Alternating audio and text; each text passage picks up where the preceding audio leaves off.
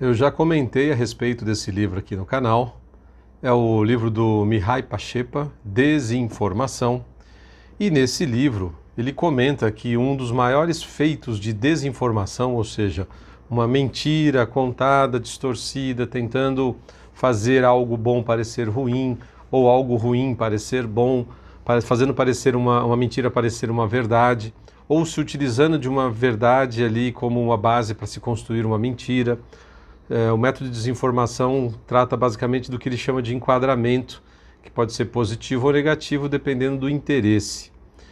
E nesse livro ele comenta como foi aquele período da Glasnost, Perestroika, lá em 89, 90, transição da Rússia comunista para uma Rússia, vamos dizer, entre aspas, capitalista, ou ao menos numa tentativa disso. Desde muito tempo eu venho desconfiando de que não era nem uma coisa nem outra. E nesse livro, quando eu li, ele demonstra que, sim, era mais um dos processos de desinformação, de tentar vender uma coisa como se fosse outra. Então, o processo de abertura deve ter ocorrido ali um debate intenso dentro da KGB, que a KGB era tanto o partido Politburo, que é o Partido Comunista, quanto a KGB eram as duas grandes forças dentro do país. Uma força política, outra força de polícia, vamos dizer assim. Mesmo que ocorressem fatos assim bastante bizarros que, em tese, uma polícia jamais faria. Mas esses caras é meio que uma doutrina do mal, para dizer bem assim, diretamente, sem uma doutrina da corrupção, a doutrina da corrupção da alma, que é até pior ainda. E esses caras não iam abrir mão assim, mas ninguém é bobo o suficiente para não enxergar o mínimo de realidade, e a União Soviética estava capengando financeiramente.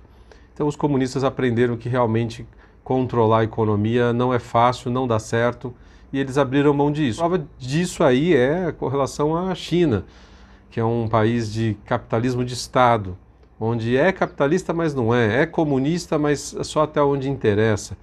Eles ficam se reinventando como um parasita que fica se adaptando ali, tentando encontrar um ponto ideal para se manter vivo como um hospedeiro, né?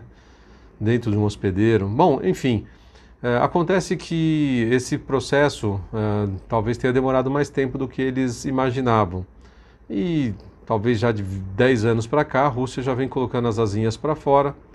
Aí te pergunto, se de fato acabou a Guerra Fria, qual a intenção dos aliados da OTAN, com os Estados Unidos à frente, de proteger aqueles países pequenos como Lituânia, Letônia, Estônia, e que integraram a OTAN a fim de que esses países não fossem atacados pela União Soviética. No Tratado de 94, a Ucrânia entregou suas armas nucleares com um acordo de que não haveria invasão russa na Ucrânia. Está aí mais uma prova de que principalmente o pequeno, se não tiver armado, não consegue se defender. Então, aos que vão contra essa ideia de armamento, que é ruim, claro que é um aspecto ruim, mas necessário. Então, esses caras, se estivessem armados, se estivessem bem estruturados, certamente a União Soviética não os atacaria. Por outro lado, se não existe mais Guerra Fria, por que essa preocupação toda da União Soviética em não permitir que a Finlândia, que a Suécia, que a Ucrânia adentrem e façam parte da OTAN? É claro que a União Soviética é gigante, é um país cujo território é o dobro do brasileiro, só para se ter uma ideia, é muito, muito grande mesmo. E tem ali, apesar de não ter uma população maior do que a nossa, me parece que agora está em torno de 140 milhões de habitantes, tem ali um exército bastante poderoso. E até para evitar invasão da Rússia, a tentativa de tomar a Europa, o que esses caras vêm fazendo ali é tentar se defender do jeito que pode. Porque pegar opinião baseado em canais de jornalismo que distorcem as coisas não é o suficiente. Pode dar opinião no sentido de que todo mundo tem direito de dar opinião, mas tem que dar uma estudada, né? Tem que dar uma lida em algumas coisas, tentar juntar alguns pontos.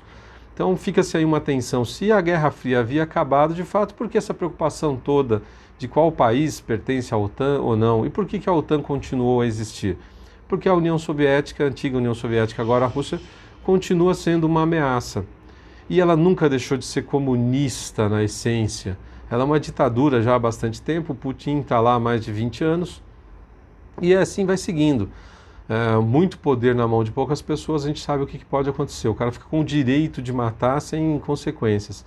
A televisão aí está dizendo que haverá um julgamento do Putin ou dos soldados. Não vai haver nada. Não, sinceramente, quem é que vai enfrentar uma potência nuclear dessa e dizer assim que agora vai prender o cara, vai julgar o cara? Perderam a oportunidade de julgar os agentes da KGB que matavam pessoas naquela transição. Então talvez seja o único caso de um país que deixa de ser uma ditadura comunista, por exemplo, né? Podia ser uma ditadura de direita também, mas no caso uma ditadura comunista, e não houve punição nenhuma. A Alemanha, quando caiu, né, houve ali foram presos muitos alemães, principalmente da SS, e foram julgados, pagaram por seus crimes de uma maneira ou de outra, alguma parte também, uma boa parte, não todos. Na União Soviética, quando caiu, não aconteceu isso. Esses caras continuaram lá, impunes, tomaram as empresas, a KGB ela domina a política do país, né, os ex-agentes, vamos chamar assim, ex-agentes da KGB dominam o país, dominam a economia. Então, o que mudou? Mudou o sistema, que não é mais nenhuma coisa nem outra. E agora se fala aí numa Segunda Guerra Fria. Talvez ela nunca tenha acabado, só deu uma pausa ali e agora ela voltou, e aí pode sim chamar de segunda para poder dar uma ideia de que agora é uma outra fase. Mundo globalizado, né, ataques cibernéticos, efeitos devastadores, né, sem às vezes nem dar um tiro. E agora o que vai ser? Eles vão invadir a Finlândia também? Me parece que o Ocidente está bem enfraquecido e não vejo muitos desdobramentos a não ser a Ucrânia se render. Com muita sorte, talvez ali sob controle russo ainda consiga manter alguma autonomia, ou vai ser incorporada. Desculpe trazer a possibilidade de não dar esperança para esse povo, mas me parece que está numa localização geográfica ali bastante cruel, né? Tem uma frase antiga que eu gosto muito que diz, né, que na briga entre o solo e o elefante eu sou a grama, né? Na briga entre o mar e o rochedo eu sou o marisco. A Ucrânia agora é a grama, é o marisco, vai tomar porrada e de qualquer jeito não tem muito o que fazer. Torcer para que isso acabe logo, que entre em um acordo, que a Rússia, nossa, desculpa pelo... para mim não mudou nada, pode chamar de União Soviética ou Rússia, é só uma terminologia que perdeu o sentido, mas que representa uma outra coisa que continua sendo muito perigosa. Torcer para que a Ucrânia consiga manter um mínimo de autonomia, que a Rússia não tome esse território para si, que mantenha ali alguma independência, que permita que o governo volte a ter que mantenha esse presidente ou um outro presidente, mas que com algum acordo ali de não integrar a OTAN. Talvez a Rússia mantenha tropas na Ucrânia. O duro é que pessoas morrem, né? Isso é terrível, terrível. As imagens são dificílimas. Obrigado por você estar aqui no canal. Não sendo inscrito, se inscreva. Não deixe de dar a sua curtida aí. Vamos aumentar a relevância de assuntos importantes. Um abraço e até o próximo vídeo.